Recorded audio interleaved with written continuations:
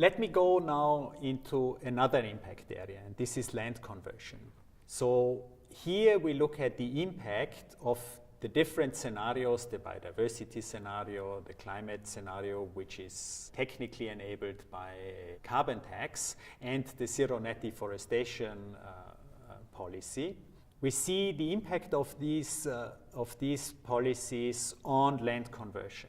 So what you see here is the red area at the bottom, shrublands, mostly in dryland areas. Then you have grasslands, short rotation plantation, forests, and croplands. What we see is something very interesting, which is also happening in reality, is that once you have a single policy like the zero net deforestation focusing on one sector of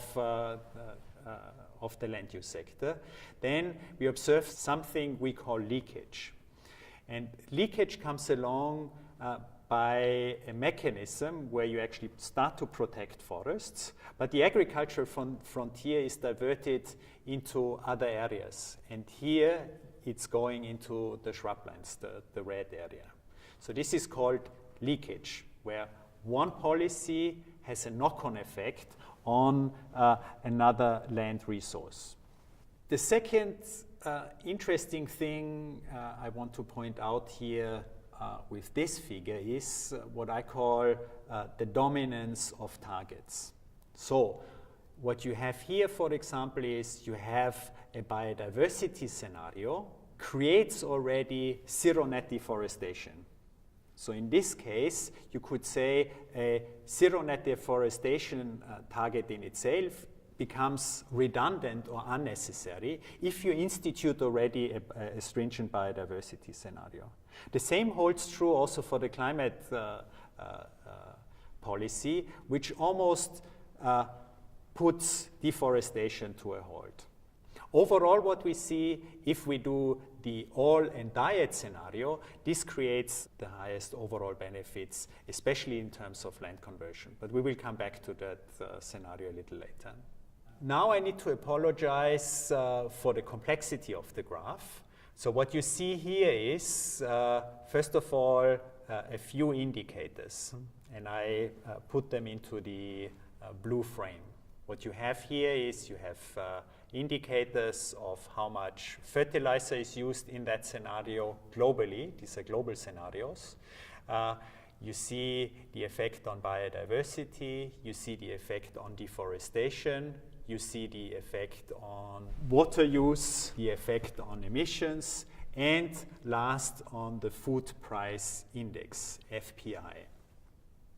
The colors on this figure give you an idea on whether this indicator increased or decreased with respect to the 2010 data. These are scenarios for the year 2030. Those are projections. We have two background scenarios. On the left-hand side, we have what we call a low-pressure scenario, where we impose a diet shift and we allow bioenergy for climate mitigation to come in on a moderate level. On the right-hand side, you see already there's a lot of red. We have a high-pressure scenario, so you have lots of decline in the indicators overall with respect to the reading in 2010. We have the assumption that agriculture is less flexible, so intensification is not allowed to go on as fast as we would like to see it. Let's say mostly because of investment constraints, but there could also be institutional constraints in these scenarios. And we impose a lot of bioenergy coming in as a competitor for land.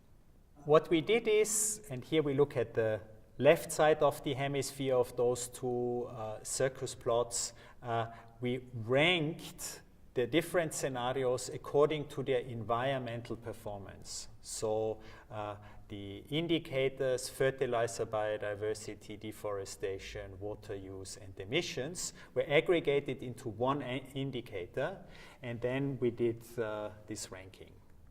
On the right-hand side, we looked at the same figures or the same scenarios from a different lens in terms of food first. So what we did here is we ranked the different policies according to the performance with respect to the food price indicator. So in this case, it's the 50% yield increase scenario, which is performing best.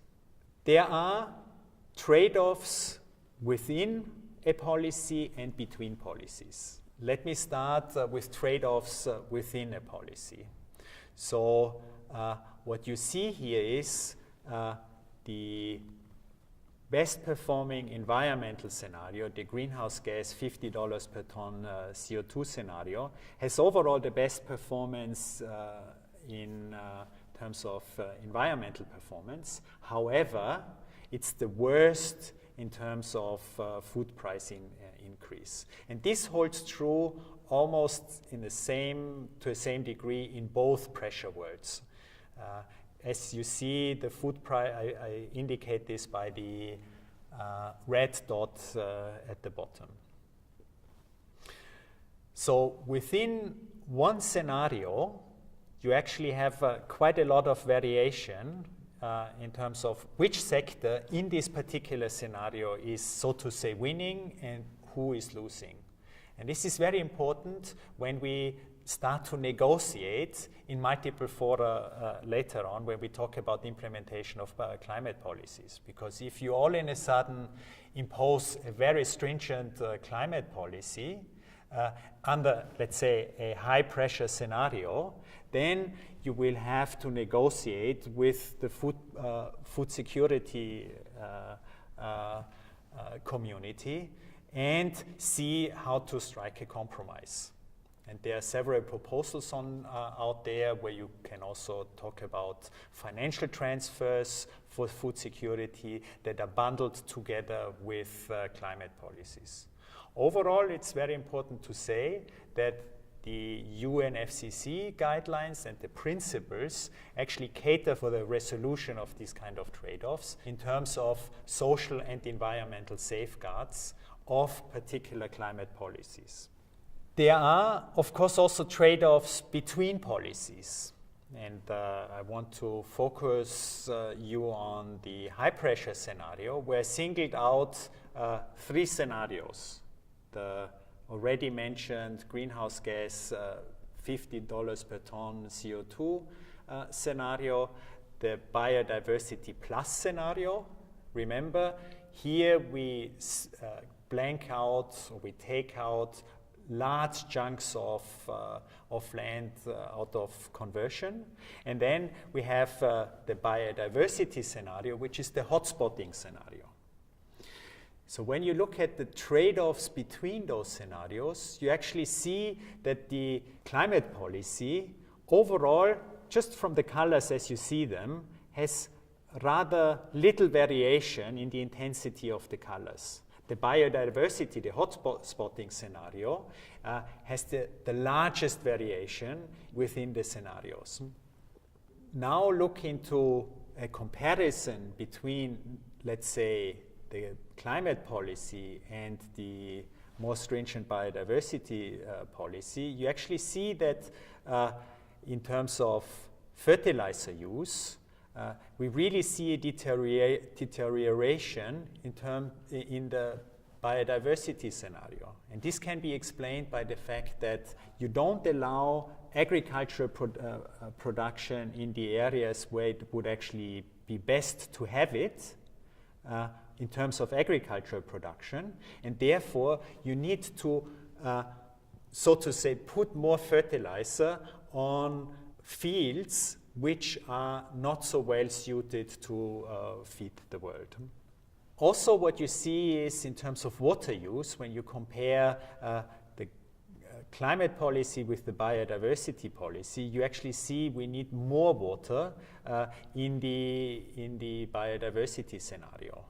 In terms of winner and loser profile, better aligned with implementation than a pure biodiversity scenario. However, These are all just scenarios that would inform policy processes to be coordinated between, in this case, the UNFCCC, the Climate Convention, and the UNCBD, the Biodiversity Convention. This kind of information can be put on the table in order to have better coordination between those two Rio conventions. Let me now come to the conclusion. What we have seen is that sustainable consumption and production, which is SDG number 12, is really a key element, but a non-sufficient depressure element, in order to deliver desirable mitigation outcomes of the land use and agriculture sector in line with a 2-degree or even a 1.5-degree scenario. The other important lesson we learn from this little exercise which I presented to you is that in a world of multiple goals, the SDGs, they need to be addressed by very smartly crafted portfolios of policy instruments cutting across many different sectors, the biodiversity sector, the food security sector, the water sector, on and on and on. So here, the challenge ahead of us is how do we coordinate policymakers and institutions behind the policy making in order to coordinate policies that deliver on multiple goals. Currently, we are all stovepiped in different ministries. You have a Ministry of Environment, you have a Ministry of Energy, you have a ministry that cares for water, you have a ministry that cares for food and agriculture. All of those things need to be coordinated, and our experience is that if we put in front of multiple stakeholders policy scenarios that start to integrate across these different policy domains, that we see smart portfolios being discussed and finally also being implemented. The last thing is what we have seen. Trade-offs are there, they're inevitable, but once you start to recognize them and identify them, many times there is also a solution to these trade-offs, and this requires out-of-box thinking.